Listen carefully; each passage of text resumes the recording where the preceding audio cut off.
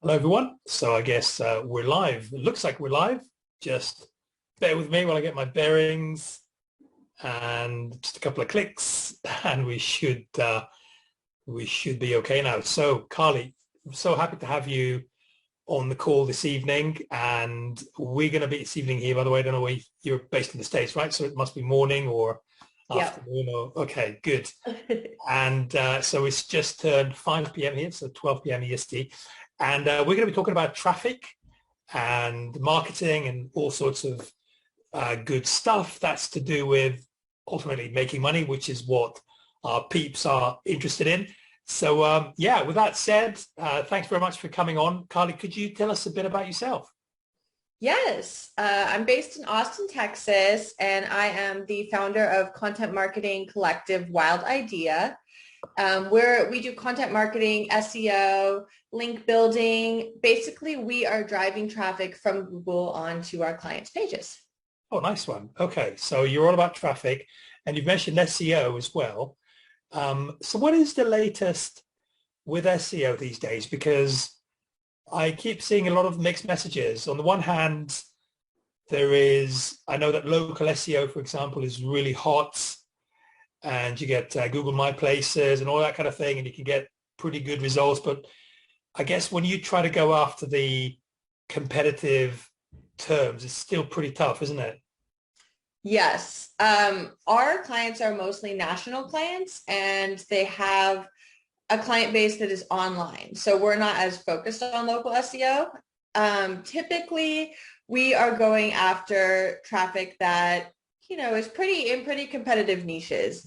And so what we're noticing in that area, and this would apply to local as well, is just Google is getting so smart these days that quality content is where it's at. Have your website be running quickly. Have your content be genuinely helpful and answering your users' questions. Be getting links from really credible sources. And, if you're doing all of this the right way, you shouldn't have a problem ranking. That's one. I, yeah. It's really interesting what you said about content because it's all about content marketing, isn't it? That's where it's at, and I think it's some people are a bit afraid of it because they're afraid of going live on camera or they don't have the time to write things. But ultimately, it's just finding something that you love doing and just either writing about it or speaking about it and then putting it out there. And I guess provided you follow some sort of a formula, which is, I think you've touched on that, have some good links and you mentioned a couple of other things, but provided you do that and you speak about something that you love, you've already got good content, haven't you? Yeah, definitely. Our specialization is kind of marrying that content marketing and on-page SEO. So that's where my expertise lies. So the formula there is look at the keyword that you're trying to rank for and see what's already ranking. Then ask yourself, how can I create something better and more comprehensive? And maybe that means it's a longer post. Maybe it means adding a video. Maybe it means ordering it in a certain way that makes sense for the reader. Then throwing all of that up on your blog with some really great visuals and then promoting that piece. So trying to get people to link to it or promoting it on your social. That is the formula I think that you'd be looking to go after for getting your blog posts to rank on Google.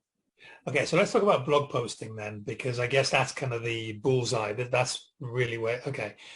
So do I need to go out and get a domain and put WordPress on it, or could I piggyback on some of the high traffic sites?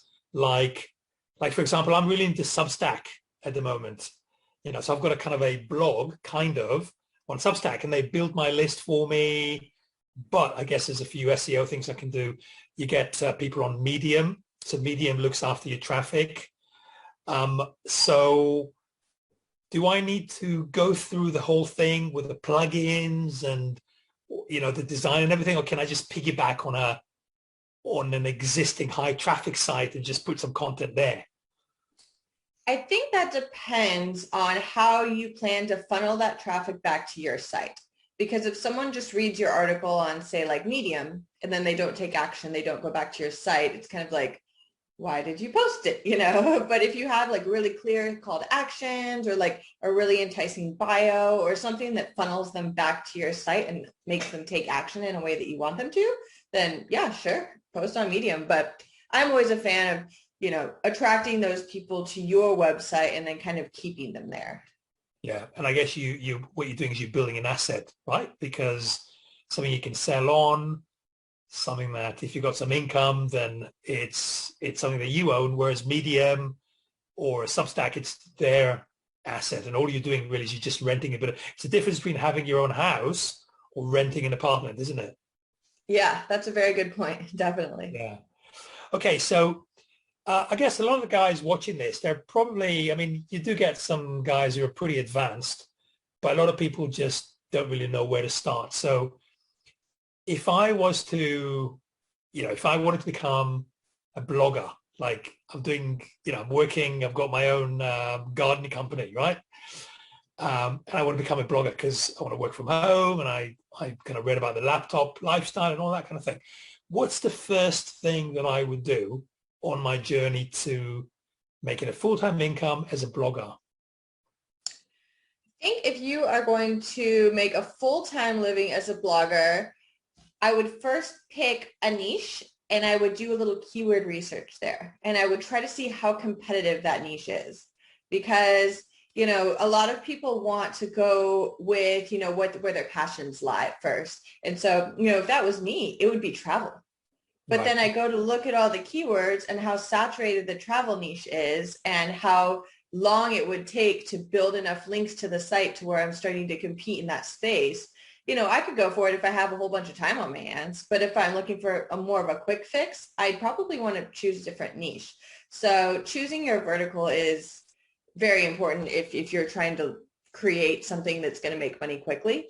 And then secondly, I'd work on creating a really fast, really attractive website to put it on. And that doesn't mean it has to be fancy.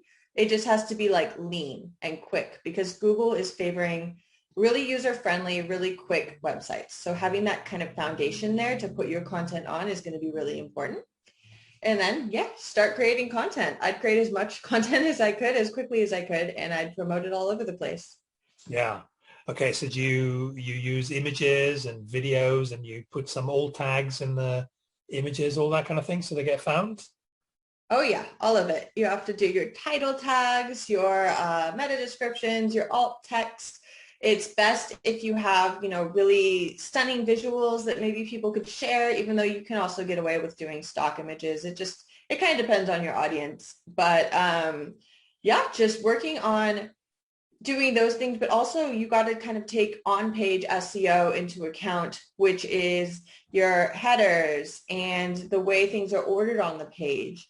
And then you have to look at the search intent, which I kind of touched on earlier, which is looking at the keyword you're targeting and what kind of websites are ranking for that particular keyword. And you have to match that and exceed what's already ranking. So there's a lot of moving parts that go into it. And I definitely don't think that it would be something that a 100% beginner could just jump in and do without any research. So, educating yourself would probably be part of that as well. Yeah. Either that or reaching out to a company like yourselves who can maybe circumvent some of the initial trials and tribulations, right? Yeah, Yeah. definitely. And do you guys use plugins like Yoast and stuff like that? Did you find that, is it still relevant? Yeah, there are certain parts of Yoast that I like and certain parts that I don't. They have like really great automatic, like checking all of the little boxes for you, like sending out your sitemap and making sure that everything on the technical side is kind of optimized in a basic way. But then they also have this like on-page checker, which annoys me. It has like a red and a green and a yellow to tell you like kind of how optimized for SEO your page is. And I don't feel like that's very accurate. I'm, an expert at this. And sometimes I can't get them to go from yellow to green. And, you're just like, I know I did everything right. So that's not as reliable as it could be, and I think it's definitely not something you want to take as like Bible, like, oh my God, the Yoast says my piece isn't 100% optimized. I can't put it live. Like that's not necessarily the case. It's guidelines. Yeah, it's just to give you an indication, isn't it? It's a great thing for them, isn't it? Because it makes it look very easy, but actually there's a level of complication beyond just the numbers and such like. So how many just going back to the beginning thing about, for example, your travel example, which I think is a good one. So how long would you make that tail, that keyword tail, the long tail keywords? How long would you make it? Like say cheap travel in Vietnam. Is that a good one, or does it need to be longer than that? How many searches a month would you recommend to kind of build a niche around? Because that's really where it's at, isn't it? If I could find the good niche for myself, then that would really kind of pretty much get me almost like immediate traction, wouldn't it?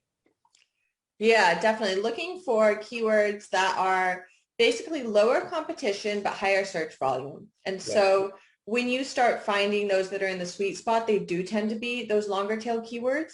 I Yes. wouldn't say there's like an actual formula for like how many words you want the long tail to be. But what I would suggest is getting a tool like Ahrefs, that's Ahrefs, or Yeah. Moz or SEMrush, and Yes. plugging the keyword into that and looking for something that is high search volume, low difficulty. I would start off building like probably 4 or 5 pillar pages, really, really, really in-depth pages around a more high level, maybe a little bit more of a competitive keyword. Something that you can kind of build the smaller pages off of, if that makes sense. So like one main page that you would build in the beginning could be like travel in Asia or something. And then it would be like travel in Vietnam, travel in Cambodia, travel in Thailand, like all of the little ones could sprout off from it. And Google really likes having that like organization. So Oh, that's what nice I would one. do. Okay, that's interesting. I'm just going to take a question. I managed to figure out how to actually see this call on the phones. I've got a question here from Diane. You mean it's like YouTube with long tail keywords? So I guess it is a bit similar, isn't it? It's a bit like YouTube in as much as Google, we're looking at Google SEO, YouTube being a part of Google, so they would have they would have a level of commonality, wouldn't they? So if you're already Yes. doing well on YouTube, you should be having some sort of a head start with regards to kind of knowing how to get some traction on Google as well. Yeah, definitely. I think in general, the more long tail keywords are going to be less competitive.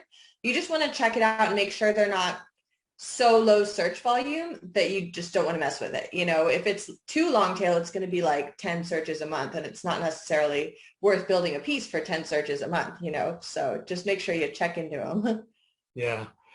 Okay. Now I know you've got some massive clients. You mentioned one where there's like 40,000 a month.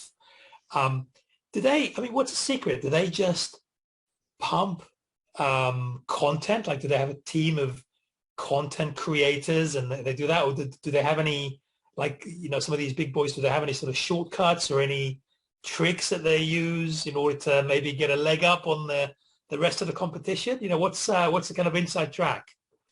Definitely. So we don't have actually a huge content team. We have a couple writers. We post about 5 pieces a month. But the secret sauce there is to have some sort of link building alongside your content creation. Okay. So we will try to kind of get the most bang for our buck when it comes to link building there. And we're going to try to aim for really high domain authority links, which tend to be the easiest to get through media coverage. So we kind of weave in some digital PR in there, and we'll kind of create a story. So sometimes we'll do like what I like to call a city study. So we'll curate a whole bunch of data that will tell us like the best cities to live in Texas. That was one that we did that got a lot of media coverage.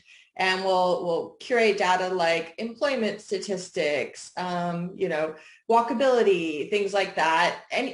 Statistics that are already available on the web. Like we don't have to do anything new. We just collect them and then we rank them. And then we have this list that says, oh, this is the best places to live in Texas. And then we reach out to each of those cities, news outlets who tend to be smaller news outlets and who oftentimes are looking for news. And a lot of times you can get links from those sites and they're really high DA. Often they're in the 80s. And just a few links from those can really, really boost up your posts. So we do that. We also do infographics. We'll create like an infographic and promote it around the web. So that combination of having steady influx of good quality links and really great long form quality content coming out every month, Google seems to really like that.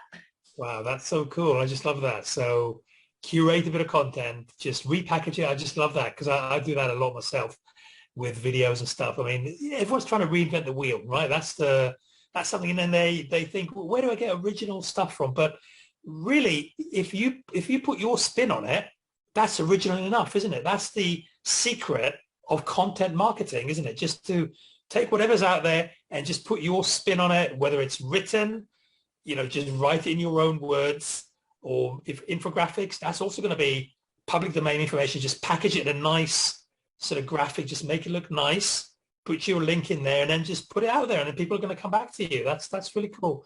You mentioned the kind of news outlets, but the days of, the kind of TV stations and that kind of thing, I mean, that's gone now, isn't it? So in the, kind of 20, or maybe not, but kind of 2021, it's mainly digital stuff, isn't it? Isn't it like kind of websites that kind of curate news, or, Well, they still have like TV stations, but they're just not super useful to us because, they could run the story online and that's not going to get us a link. So we don't really care about that as much. So we do tend to focus on, websites. A lot of those like news stations do have like a website that they sometimes will share like curated articles, or sometimes we'll even share like a video of the news story from that day in there with some links. But most stations have some sort of online part that we usually try to target. And then also like what used to be newspapers are now pretty much fully online. So any like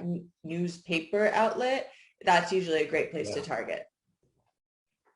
Wow, that's so cool. I mean, guys, if that was absolute gold dust, just that little trick of what Karli was saying there. I mean, just kind of look, kind of replay this video and take notes because it's really, really cool.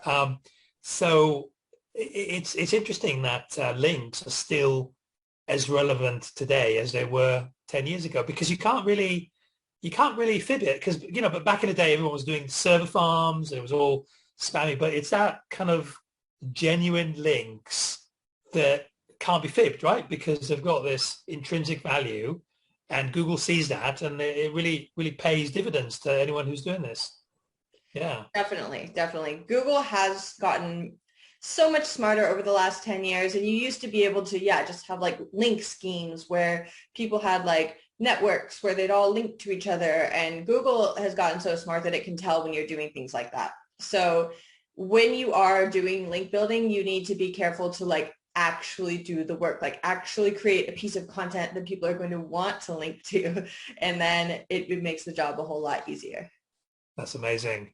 Yeah, I used to have a server. I hired someone from Upwork, and it was, I can't remember the name of the software, something that you see on all the hacking websites. It's very kind of grey hat.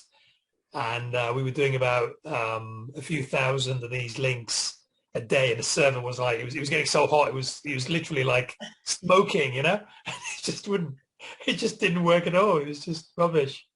Oh no. Yeah, so that's really interesting. So so SEO still is a good thing to do. But so that's so SEO is really kind of where it's at for you guys, right? Because you mentioned kind of SEO and social, but SEO is really, it's really high quality traffic as well, isn't it? Because rather than just putting ads, no one knows who you are when they click on the ad. But if you get the stamp from Google, but because you're highly ranked, then people have that comfort to go ahead and make a purchase, don't they? Because Google's given you that, kind of, everyone trusts Google. So because you're ranking high, that means that you're legit. That's a secret of SEO, isn't it?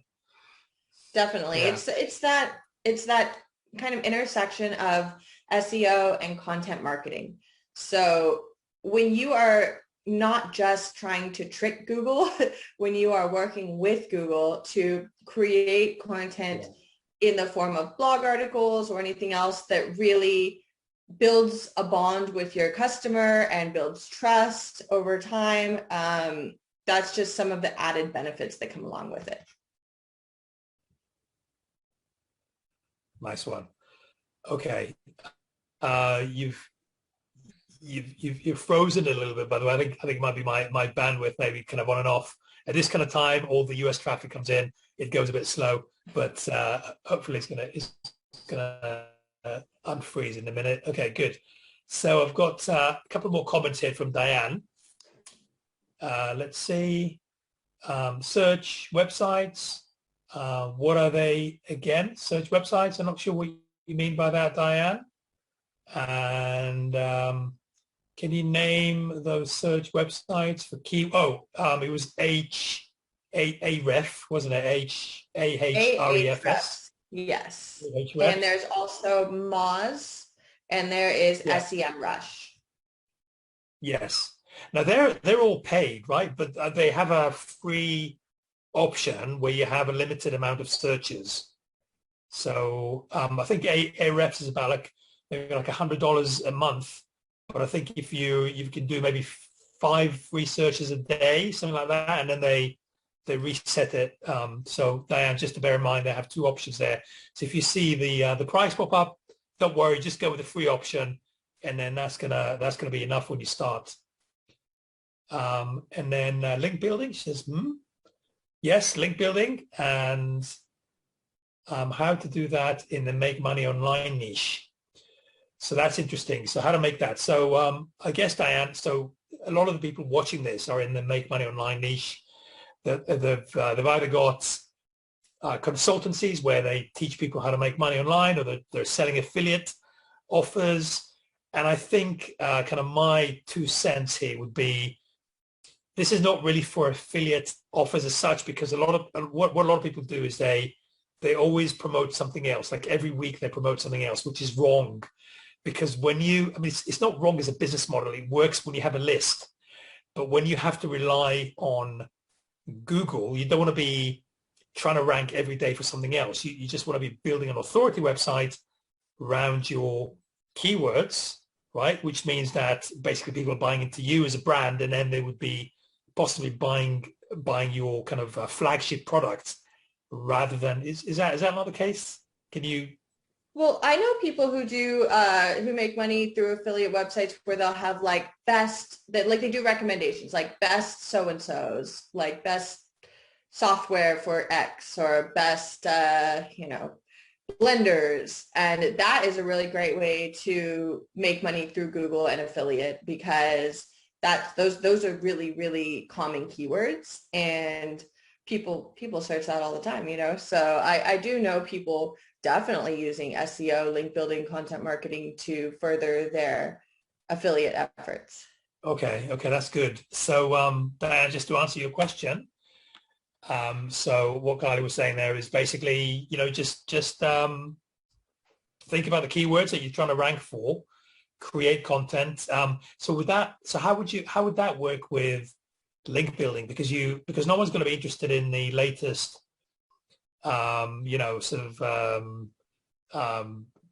ironing boards or whichever product. I mean, that's not something you can send a press release about, right? So that's what I meant. So when you send out the press releases, it needs to be something a bit more deep and something that has kind of a bit more longevity. Isn't that the case? So that. Yeah, you'd have to take a different approach. I hope you can hear me okay. Yes, I can. I can. Okay, you'd have to take a different approach. So I would do like guest posting to build links to an affiliate site, or I would try to create other content that is of value other than just your affiliate articles to try to bring some links into the site. When you have an affiliate site, it doesn't have to be all affiliate articles. You can build another article that is more linkable and promote that, and it'll boost kind of everything up at the same time. Yeah, so it's almost like a tree stem, isn't it? So you have the tree stem with the roots, and then you have the branches. So you need to be building the stem up with strong roots to build the authority of the website. And that would work well with press releases and everything like that. And then what you can do is when you post something that's an affiliate offer, then that would be the branch, but it would get indirect authority because you've got a strong stem. Right? Yeah, it doesn't really matter as much where the links are coming in from. If you have a good amount of good quality links coming into the website, it tends to boost everything else up. Of course, the page that you give the links to is going to get the most power. But if you have like a lot of those pages that are all getting good quality links, it'll help boost the other ones that don't have as many. Nice one. Okay, does that answer the question, Diane? Hopefully it does. Let's see. We got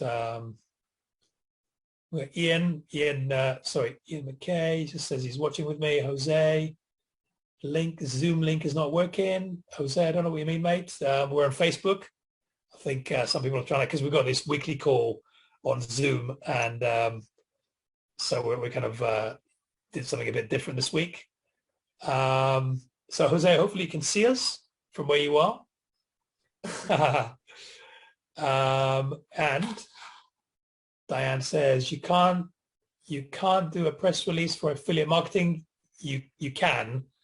So Diane, so hopefully that example we were saying about the overall strength of the website of the blog, that's where the press releases are, but possibly not a press release for every offer that you're promoting, unless you have, unless kind of you're a you say you're like an Amazon affiliate, you're in the boat niche, whatever, and then you have all these these sort of boat related press releases, and they stay there for years, so they just give you passive income for years to come. But if you're going to have a new offer every couple of days, that's a slightly different. But what I would do with that in that regard is I would try to build my list using that strong SEO presence, and I would give people maybe some freebies, some ebooks or whatever. You can get that from PLR websites. Build a list and then sell the affiliate offers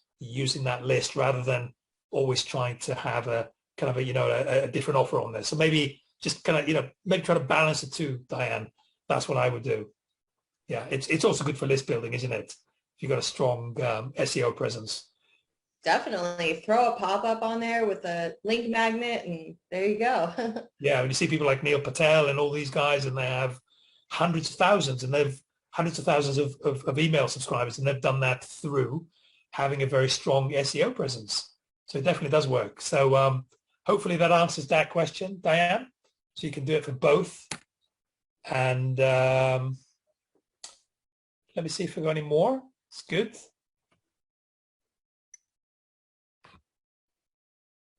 Okay, Diane says, I know about Ask the Public. Ask the Public is kind of more of a content ideas thing, isn't it? It's not really, is it an SEO thing, or is it kind of really just to get ideas? You can use it to get ideas, but yeah, it's a brainstorming tool. Not necessarily, it doesn't tell you like the search volume or anything like that. Yes. Pop-up with lead magnets, bingo. How to get authority for affiliate marketing, press release from who? Yeah, the answer. The thing is, you don't go and, so basically you create your own. So what Karli was saying is she creates her own press releases.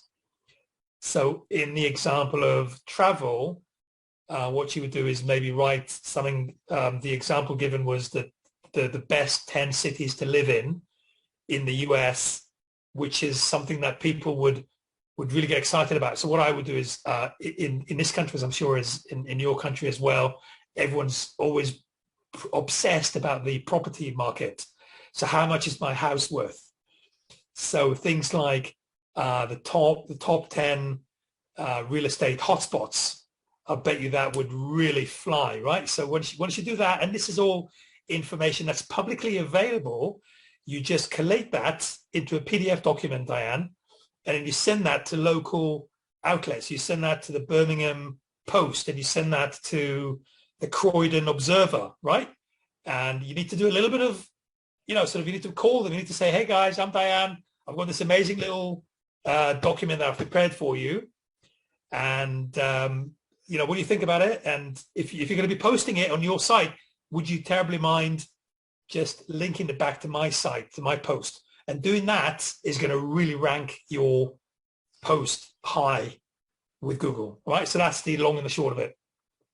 One thing to kind of add on to that, so I would not just have it in a Google Doc. What I would do is I would write an article about it. So I would write an article with the best ones linked out and then link your methodology at the bottom.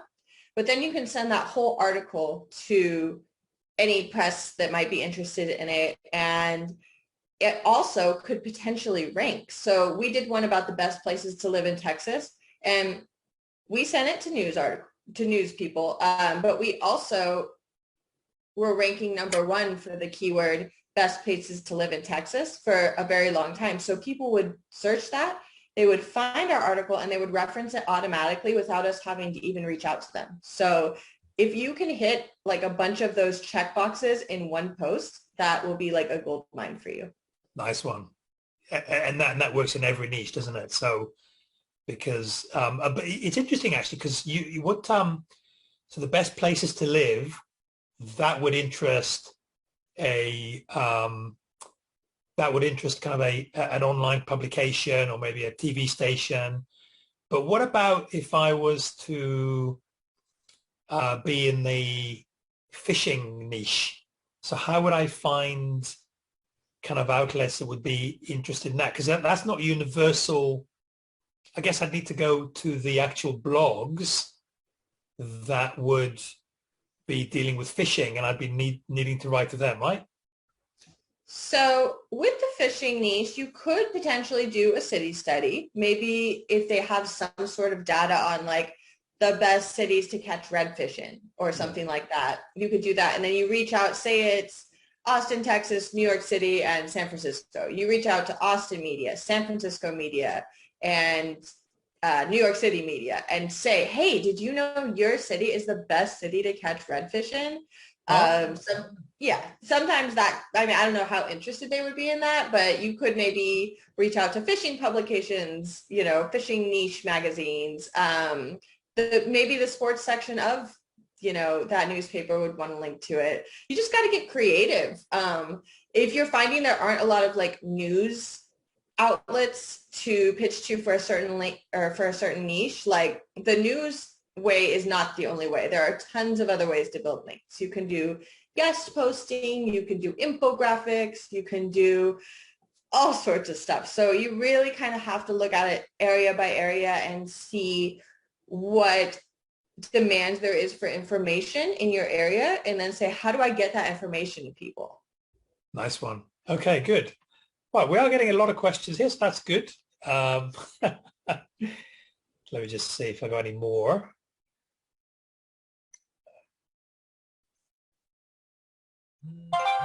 So, well, very interesting. I love writing. Okay. And best places to live in Birmingham. Okay. So we've got a couple of people from Birmingham there. Okay, good. Right. So I think that's it. We are getting some more questions, but so let me ask you this, Karli. If anyone wanted to find out more about your services, I'm going to do two things. First of all, I'll tag you under this post so people can reach out to you directly. But also, what's the best way to, if anyone wanted any SEO or traffic services done, how do they get hold of you? So you can look on my profile, my website's there, but it is getwildidea.com. So Get Wild Idea. Wild Idea is the name of our link building consultancy. And yeah, you can find me there. Feel free to reach out to me, via DM if you have any questions too. I'm happy to answer them. Nice one. Thank you so much. I think that's probably it from my side. Lots of questions today, very lively audience. So thanks very much again, Karli. It's been an absolute pleasure, and let's be in touch. Yes, definitely. Thank you so much. Have a great Take care day. now. Bye-bye. Bye.